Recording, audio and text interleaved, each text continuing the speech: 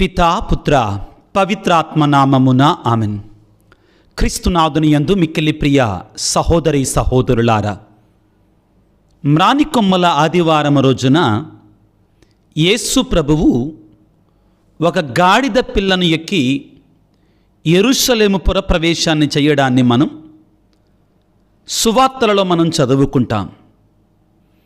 ఈ గాడిద పిల్ల మనందరికీ కూడా గొప్ప సందేశాన్ని నేర్పిస్తుంది. ముఖ్యంగా మన ఆత్మీయ జీవితానికి యేసు ప్రభువుతో మనకు ఉండవలసినటువంటి ఆ బంధాన్ని, అనుబంధాన్ని, ఆ సంబంధం విషయంలో ఈ గాడిద పిల్ల ప్రియులారా మనకి కొండంత సత్యాన్ని నేర్పిస్తుంది. ఈనాడు ముఖ్యంగా ఒక 5 సందేశాలు ఈ గాడిద పిల్ల నుండి నేర్చుకోవడానికి ప్రయత్నం చేద్దాం. ఆ గాడిద పిల్లలాగా మనము కూడా యేసు ప్రభువుని స్వీకరించడానికి, యేసు ప్రభువును మొయ్యడానికి, యేసు ప్రభువు చేత కట్లు విప్పబడటానికి, యేసు ప్రభువు నేను ఎక్కడ ఉన్నాడో యేసు ప్రభువుకు దొరకడానికి మనం సిద్ధంగా ఉంటే మన ఆత్మీయ జీవితం, మన బ్రతుకులు మారినట్లే ప్రియులకు దేవుని బిడ్డలారా. ఒకానొకసారి ప్రియులకు దేవుని బిడ్డలారా, అబ్రహాం లింకన్ గారు ఆ దారి గుండా వెళుతుండగా ఆ రోజుల్లో నల్ల జాతి వారిని, నిగ్రో జాతి వారిని రోడ్డు పక్కన నిలబెట్టి జంతువు నమ్మినట్టుగా అమ్ముతారండి. కొన్నటువంటి వాడు ఆ మనిషిని ఏమైనా చేయొచ్చు, చంపొచ్చు కూడా, అధికారం ఉంటుంది. ఒక అమ్మాయి, ఒక బాలిక రోడ్డు ప్రక్కన బానిస పిల్ల ఏడుస్తూ ఉంటే అబ్రహాం లింకన్ గారు జాలిపడ్డారు. ఆ బిడ్డ దగ్గరికి వెళ్ళి ఆ యజమానికి చెల్లించవలసినటువంటి ఆస్తిని, సొమ్మును, రేటును చెల్లించి ఆ అమ్మాయితోటి అబ్రహాం లింకన్ గారు అన్నారట, అమ్మా, నేను నీకు స్వేచ్ఛనిస్తున్నాను. నువ్వు నా దగ్గర బానిసగా ఉండాల్సిన అవసరం లేదు. నువ్వు ఇప్పుడు స్వేచ్ఛా జీవి, నువ్వు స్వతంత్రురాలివి, నువ్వు ఫ్రీగా వెళ్ళిపో. నువ్వేం చేయాలనుకున్నావు ఆ మంచి పనులు చేసుకో. నేను నీకేది ఎవ్వరికి అధికారం లేదు, నేను నీకు స్వేచ్ఛనిస్తున్నాను అని చెప్పాడు. ఆ బాలిక, అయ్యగారు, నాదొక్క మనవి. ఏంటమ్మా? నేను నీ వెంట రావచ్చా? నీ ఇంట్లో ఉండొచ్చా? నీ బిడ్డగా, నీ కూతురుగా నీకు సేవ చెయ్యొచ్చా? అయ్యో, ఎందుకమ్మా? నువ్వు స్వతంత్రంగా ఉండమ్మా, నువ్వు స్వేచ్ఛగా ఉండు తల్లి, నీకు స్వతంత్రురాలివి నువ్వు. ఇంకా అయ్యా, నేను నా స్వేచ్ఛలోనే నీ దగ్గర ఉండాలనుకుంటున్నానయ్యా, ఈ స్వతంత్రంలో నీ దగ్గర ఉండాలనుకుంటున్నానయ్యా. నాకు స్వేచ్ఛనిచ్చినట్టు నీ దగ్గర ఉండటం కంటే నాకు ఇంకా స్వతంత్రం ఎక్కడా? నీకు నా జీవితం అంతా సేవ చేసుకుంటానయ్యా, బలవంతంతో కాదు, బానిసగా కాదు, స్వతంత్రురాలిగా, స్వేచ్ఛగా. In my freedom I want to serve you all my life long. నా స్వేచ్ఛలో నీ బిడ్డగా జీవించాలనుకుంటున్నాను, నీకు సేవ చేయాలనుకుంటున్నానని అబ్రహాం లింకన్తో కలిసి వెళ్ళిందంట. ఒక కుమార్తెగా, బిడ్డగా వెళ్ళిందట. ప్రియ దేవుని బిడ్డలారా, ఈనాడు యేసయ్యని మోసినటువంటి ఆ గాడిద కూడా ఆ యేసయ్యకు సొంతమైపోయింది, విడుదల పొందింది, కట్టివేయబడి ఉన్నటువంటిది. యేసయ్యను మోసింది, సంతోషంగా యేసయ్య మహిమలో పాలు పంచుకుంది. వాక్యాన్ని చదువుకుంటూ ముఖ్యంగా 5 సందేశాలు ఈ యేసు ప్రభువును మోసినటువంటి గాడిద పిల్ల నుంచి నేర్చుకోవడానికి ప్రయత్నం చేద్దాం. వాక్యాన్ని చదువుకుందాం. మత్తయి శుభవార్త 21వ అధ్యాయము 1వ వచనము. వారు యెరూషలేమును సమీపించుచు ఒలీవ కొండ దగ్గరనున్న బెత్ఫగే అను గ్రామమును చేరరి. యేసు తన శిష్యులను 2 పిలిచి పంపుచు, మీరు ఎదుటనున్న ఆ గ్రామమునకు వెళ్ళుడు. వెళ్ళిన వెంటనే మీరచ్చట కట్టివేయబడి ఉన్న ఒక గాడిదను, దాని పిల్లలను మీరు చూచెదరు అంటారు. నెంబర్ 1, అన్నిటికంటే ముఖ్యమైనటువంటిది, యేసు ప్రభువుకి ఎలా తెలుసు అక్కడ గాడిద పిల్ల ఉందని? యేసు ప్రభువుకి ఎలా తెలుసు అక్కడ గాడిద పిల్ల కట్టివేయబడి ఉన్నాయని? ఆయనకి సమస్తము తెలుసు. నువ్వు ఎక్కడ ఉన్నావో ఆయనకి తెలుసు బిడ్డ. నువ్వు ఏ స్థితిలో ఉన్నావో అని తెలుసు ప్రియ దేవుని బిడ్డ. ఆయన ఈ రోజుల్లో మనం వాడుతున్నాం కదా GPS. మనం ఎక్కడికి ఏ విధంగా వెళ్ళాలి, ఒక చోటుకి వెళ్ళాలంటే ఫోన్లో నావి పెట్టుకుంటాం కదా, అది ఆయనకి బాగా తెలుసు. మన గురించి, తన బిడ్డలమైన మనం ఎక్కడ ఉన్నాము అనేటువంటి దానికి బాగా తెలుసు. 139వ కీర్తనలో ఈ విధంగా రాయబడి ఉంటుంది, దేవుడికి మనపై ఉన్నటువంటి జ్ఞానాన్ని గురించి. ప్రియులారా, ఏమని ఉంటుందంటే 139:7 వచనము, దేవా నేను నిన్ను తప్పించుకొని ఎక్కడికి పోగలను, నీ సమక్షము నుండి ఎక్కడికి పారిపోగలను, నేను గగనమునకు ఎక్కిపోయినను నీ వచ్చట ఉందువు, పాతాళము క్రింద పరుండి ఉన్నచో నీ వచ్చట ఉందువు, నేను రెక్కల కట్టుకొని తూర్పునకు ఎగిరిపోయినను పడమరకు చాలా దూరముగా ఉండను, నీ వచ్చట నీ చేతితో నన్ను నడిపింతువు, నీ కుడి చేతితో నన్ను ఆదుకొందువు. ప్రియ దేవుని బిడ్డ, నువ్వు ఎక్కడ ఉన్నావో అతనికి తెలుసు. మనం ఆయన నుండి తప్పించుకొన జాలము, ఆయన ప్రేమ నుండి తప్పించుకొన జాలము. శిష్యులను పంపిస్తూ, మీరు ఆ ఎదురుగా ఉన్నటువంటి ఆ గ్రామములో పలానా చోట ఉన్నటువంటి పలానా గాడిద పిల్లని విప్పుకొని నా ఎదుగు తీసుకొని రండి అన్నాడు. అంటే ఆయనకి మనం ఆ యొక్క గాడిద పిల్ల స్థానములో ఉంటే మనం ఎక్కడ ఉన్నామా అని తెలుసు. పవిత్రంగా ఉన్నప్పుడు అని తెలుసు, చీకటిలో పాపములో ఉన్నప్పుడు అని తెలుసు. జ్ఞానగంధకర్త అంటాడు కదా, ఆయన చూపంట 1000 సూర్యుళ్ళ కాంతి కన్నా వెలుగుతో ప్రకాశిస్తుందంట, మనం చూస్తుందంటండి. కీర్తనాకారుడు ఏమంటాడు పిల్లారా, భూలోకములో ఎవరైనా కానీ తన జ్ఞానముతో తనను వెదుకుచున్నారా, తనను స్తుతించుచున్నారా అని తన బిడ్డల వైపు పార చూస్తాడట, తేరి పార చూస్తాడట. ప్రియ దేవుని బిడ్డ, ఈ గాడిద పిల్ల ఎక్కడ కరెక్ట్గా ఉందో యేసయ్యకి తెలుసు. నువ్వు కూడా ఎక్కడ ఉన్నావో ఆయనకు బాగా తెలుసు. నీవు ఎక్కడికి వెళుతున్నావో, ఎక్కడి నుండి వస్తున్నావో, ఏమి చేస్తున్నావో ఆయనకి చక్కగా తెలుసు. అన్నీ తెలుసు ఆయనకి. అనుకోమాకు, నేను దాచిపెట్టుకుందాం దేవుడి దగ్గర నుంచి అనుకోమాకు, నేను దాచుకుందాం దేవుని వద్ద నుంచి అనుకోమాకు. ఆయనకి నువ్వెక్కడున్నావో ఆయనకి తెలుసు. ఆ తర్వాత వాక్యం ఏమని చెప్తుందంటే, వెళ్ళిన వెంటనే మీరచట కట్టివేయబడి ఉన్న గాడిదను దాని పిల్లను చూసేదరు అని పలికారు. కట్టివేయబడి ఉన్న గాడిదను దాని పిల్లని. ఈ కట్టివేయబడి ఉన్న గాడిద దాని పిల్ల నీకు నాకు సకల మానవాళికి సాదృశ్యముగా ఉంది. మనందరము కూడా బంధించబడి ఉన్నాం. గాడిద పిల్ల ఏ స్థితిలో ఉందండి? బంధించబడి ఉంది, బందీగా ఉంది, కట్టివేయబడి ఉంది. మానవుడు అనేటువంటి వాడు కూడా పాపము చేసి పాపము చేత కట్టివేయబడి ఉన్నాడు, పాపము చేత బంధించబడి ఉన్నాడు, పాపానికి బానిసగా ఉన్నాడు. ఏమంటుంది వాక్యము?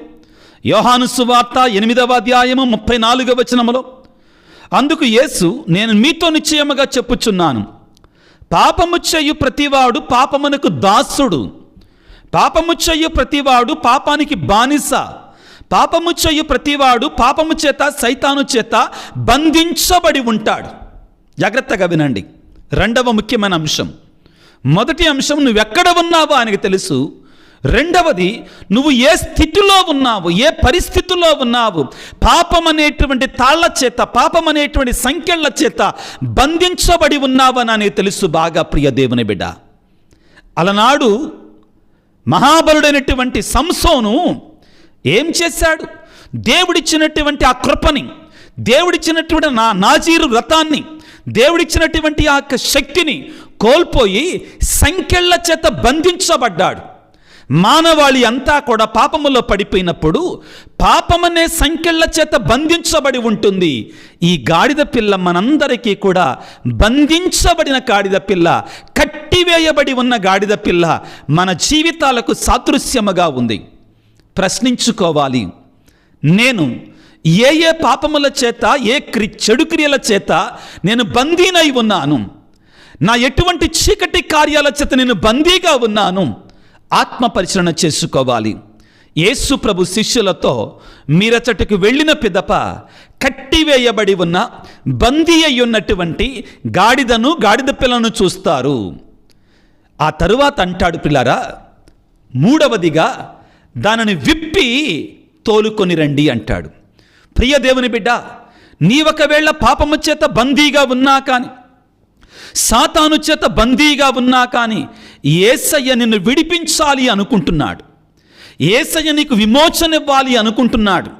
యేసయ్య నీకు విడుదలనివ్వాలి అనుకుంటున్నాడు. వాక్యములో వెళ్ళిన వెంటనే మీరచట కట్టివేయబడి ఉన్న గాడిదను, దాని పిల్లను చూస్తారు. మత్తయి శుభవార్త 21వ అధ్యాయం 2వ వచనం. ఆ తరువాత ఏమంటాడు? దానిని విప్పి నా యొద్దకు తోలుకొని రండి. ప్రియులారా, ఇక్కడ 2 కార్యాలు జరుగుతున్నాయి, ఒకటి కాదండి. గాడిద పిల్ల విప్పబడుతుంది, రెండవది యేసయ్య దగ్గరికి రప్పించబడుతుంది. 2 ముఖ్యమైనటువంటి కార్యాలే. దుడుకుచున్నవాడు, ప్రియులారా, లూకాసు వార్త 15వ అధ్యాయంలో పాపము చేసిన తర్వాత, పందుల దగ్గర నీచమైన స్థితికి వెళ్ళిన తర్వాత తాను ఎక్కడ ఉన్నాడో ఎరిగాడు. ఆ తర్వాత తన స్థితిని, పరిస్థితిని తెలుసుకున్నాడు, పశ్చాత్తాపము చెందాడు, అతనిలో కనువిప్పు కలిగింది అని మనం చదువుకుంటాం 15వ అధ్యాయంలో లూకాసు వార్తలో. కనువిప్పు కలగటం ఒక ఎత్తు అయితే, లేచి దేవుని దగ్గరికి రావటం మరొక ఎత్తు. ఇక్కడ 2 కార్యాలు జరుగుతున్నాయి. విప్పాలి, దేవుడు మనం విప్పాలి. విప్పిన తర్వాత ఆ స్వేచ్ఛలో మనం దేవుని దగ్గరికి రావాలి. అప్పుడే పరిపూర్ణం అవుతుంది. ప్రియులకు దేవుని బిడ్డలారా, ఆయన మాత్రమే విప్పగలడు మనల్ని, ఆయన మాత్రమే మనకి విడుదలనివ్వగలడు. ప్రియులారా, గుర్తుపెట్టుకుందాం. ఇదిగో ఈ యోహాను సువార్త 8వ అధ్యాయంలో 31వ వచనం నుంచి చాలా ముఖ్యమైన మాటలండి. 34వ వచనంలో ఏమంటాడు?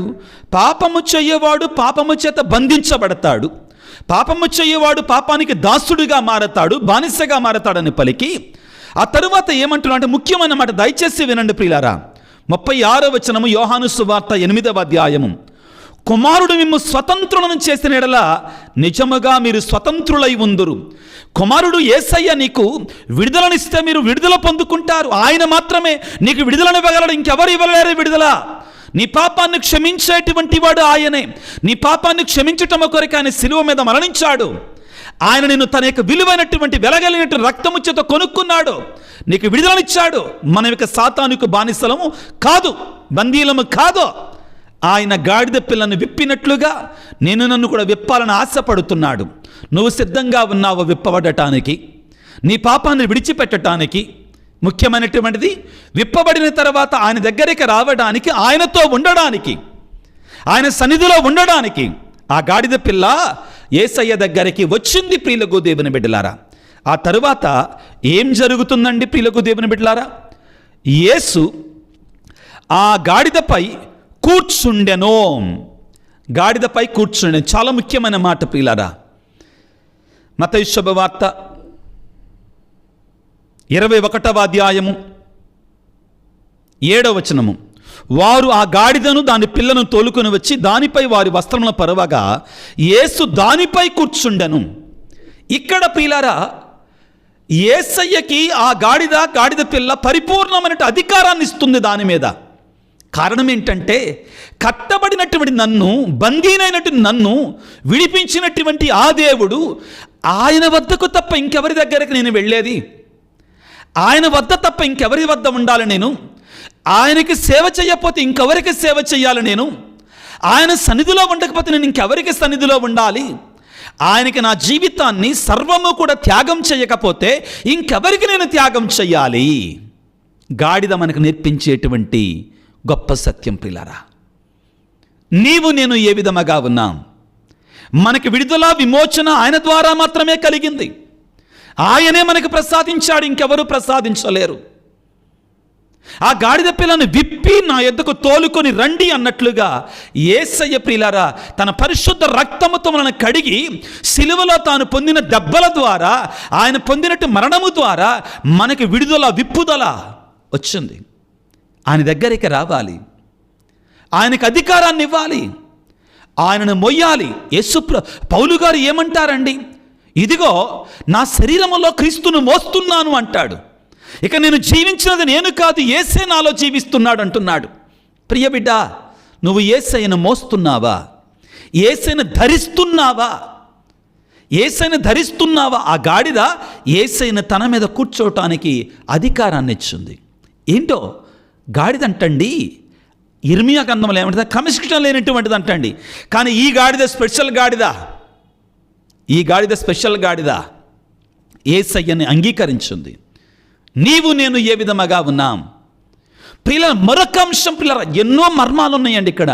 మరొక అంశం, యేసయ్య ఏమంటాడు, ఎవరైనా కానీ ఆ గాడిద పిల్లని విడుదల చేస్తుంటే, విప్పి తీసుకొని వస్తుంటే అడ్డుపడితే అది ప్రభువుకు చెందింది, ప్రభువుకు అవసరం ఉంది దానితోటని చెప్పండి, వాడికి అధికారం లేదు. చాలా ముఖ్యమైన మాట ఇది, చాలా ముఖ్యమైన మాట. నిన్ను యేసయ్య విడుదల చేస్తుండగా, విమోచన చేస్తుండగా, నీ వ్యసనాల నుండి, నీ బానిసత్వం నుండి, నీ యొక్క డ్రగ్స్ నుండి, నీ యొక్క చెడు క్రియల చీకటి కార్యాల నుంచి విడుదల చేస్తుండగా సాతానుడనేటువంటి వాడు కూడా అడ్డుపడతాడు. అప్పుడు నువ్వు చెప్పు వాడికి, నేను యేసయ్యకు చెందినటువంటి వాడిని.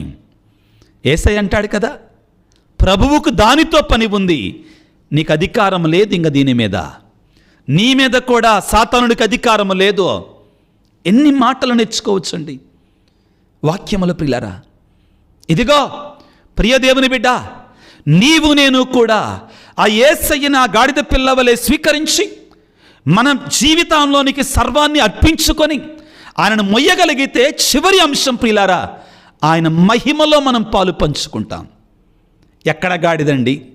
కట్టివేయబడి ఉన్న గాడిద, కంపులో ఉన్న గాడిద. ఆ గాడిద ముందు వస్త్రాలు పరుస్తున్నారు.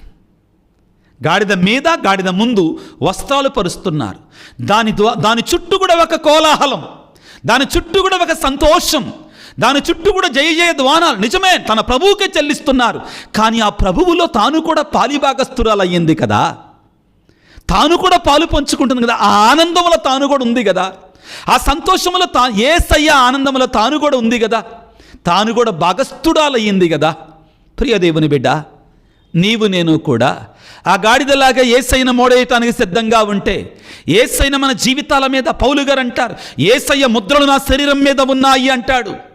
నీవు నేను కూడా యేసయ్య ముద్రలని మన శరీరం మీద మొయ్యగలిగితే ప్రియ దేవుని బిడ్డలారా, ఆయన మహిమలో కూడా మనం పాలు పంచుకుంటాం. రోమాపత్రికలో పౌలు గారు పలికినట్లుగా ప్రియులారా, మీరు ఆయన శ్రమలలో పాలు పంచుకోగలిగితే, ఆయన మరణములో పాలు పంచుకోగలిగితే, ఆయన ఉత్థానములో, ఆయన మహిమలో కూడా పాలు పంచుకుంటారు. ప్రియ దేవుని బిడ్డ, ఈరోజు యేసయ్యని ఒకే ఒక మాట అడుగుదామా? యేసయ్యా, నేనెక్కడ ఉన్నానో నీకు తెలుసయ్యా, నా పరిస్థితి ఏంటో నీకు తెలుసయ్యా, నేను దేనికి బంధించబడి ఉన్నానో నీకు తెలుసయ్యా, నన్ను విప్పు రాజా, నాకు విడుదల దయచేయి ప్రభువా, నన్ను నీ వద్దకు రాని అయ్యా ప్రభువా. ఒకవేళ ఎవరైనా కానీ, నా చెడు స్నేహితులు కానీ, చెడు సంబంధాలు కానీ అడ్డుపడితే, ఇది ప్రభువుకు చెందిన బిడ్డ, పక్కవాడికి అధికారం లేదని చెప్పు నాయనా. తరువాత యేసయ్య నిన్ను మాత్రమే, ప్రభు ఒక మాట అంటాడండి, ఏంటంటే ఆ గాడిద పిల్ల మీద ఎవ్వరును ఎన్నడూను ఎక్కలేదు అంటే అది యేసుకు మాత్రమే చెందింది ప్రియులారా, యేసయ్యకు మాత్రమే సంబంధించింది ప్రియులకు దేవుని బిడ్డలారా. చాలా ముఖ్యమైన వాక్యాలు ప్రియులారా. నీవు కూడా ఇంకా ఎవ్వరికి దాసుడు కాకూడదు, యేసయ్యకు మాత్రమే దాసుడివి కావాలి. దాసుడు అంటే ప్రియులారా, సేవ చేసుకునేటువంటి వాడివిగా ఉండాలి. ఇదిగో చివరిగా ఆయనను మొయ్యగలిగితే ప్రియ దేవుని బిడ్డ, ఆయన మహిమలో నీవు కూడా పాలిభాగస్థుడివి, పాలిభాగస్థురాలు అవుతావు. అటువంటి కృపని, అటువంటి ధన్యతని, అటువంటి కనువిప్పుని నీకు నాకు ప్రసాదించమని ఆ దేవాది దేవుని ప్రార్థన చేసుకోవాలి. ప్రియులకు దేవుని బిడ్డలారా, ప్రార్థన చేసుకుందాం బిడ్డలారా. సర్వశక్తిమంతుడా, సర్వోన్నతుడా, ప్రేమమయుడా, ఈనాడు నీవు యెరూషలేము పురప్రవేశము చేస్తుండగా నిన్ను మోసినటువంటి ఆ గాడిద మాకెన్నో వేద సత్యాలు నేర్పిస్తుంది. మేము కూడా ఆ గాడిద వలె కట్టివేయబడి ఉన్నాం. మేము ఎక్కడ ఉన్నామో నీకు తెలుసు తండ్రి. మమ్మ విడిపించండి, విడుదల ప్రసాదించండి. పాపం అనేటువంటి బందీలుగా ఉన్న మాకు నీవు మాత్రమే విడుదలనివ్వగలవు తండ్రి. అదేవిధముగా మా మీద ఎవరికి అధికారం లేకుండా, ఏ సైతానుడికి అధికారం లేకుండా చేయండి ప్రభువా. నిన్ను మేము ధరించి నీ సాక్షులుగా జీవించే కృపను మాకు దయచేయండి. నీ పరలోక మహిమలో మాకు పాలిభాగాన్ని ప్రసాదించమని ఈ వాక్య పరిచయలో పాల్గొన్న నీ బిడ్డలందరినీ దీవించండి నా తండ్రి. ఈ పవిత్ర వారములో మేమందరము కూడా నీకు అతి చేరువగా నీ శ్రమను ధ్యానం చేస్తూ నీతో కలిసి ఆ మహిమలో పాలు పంచుకునే కృపను మాకు దయచేయండి. ఎవరైతే మా కోసం ప్రార్థించండి అని అడిగారు వారందరిని దీవించమని, ఆశీర్వదించమని, ఈ వీడియో క్రింద మెసేజ్లు ఉంచుతున్న బిడ్డలను దీవించమని, ఈ యొక్క పరిచర్య ముందు కొనసాగటం కొరకై సహాయపడుతున్న బిడ్డలను దీవించమని, పాపములో బందీలుగా ఉన్నటువంటి వారికి విడుదల దయచేయమని మనాదురైన యేసయ్య పరిశుద్ధ నామమున వేడుకొనుచున్నాము తండ్రి, ఆమెన్. ప్రభువు మీతో ఉందురుగాక, మీ ఆత్మతో ఉందురుగాక. సర్వశక్తి గల సర్వేశ్వరుడు పిత, పుత్ర, పవిత్రాత్మ మిమ్ము మీ కుటుంబాలను చల్లగా దీవించి ఆశీర్వదించి కాపాడుదురుగాక. God bless you. దేవుడు మిమ్ము దీవించుగాక. ఆమెన్.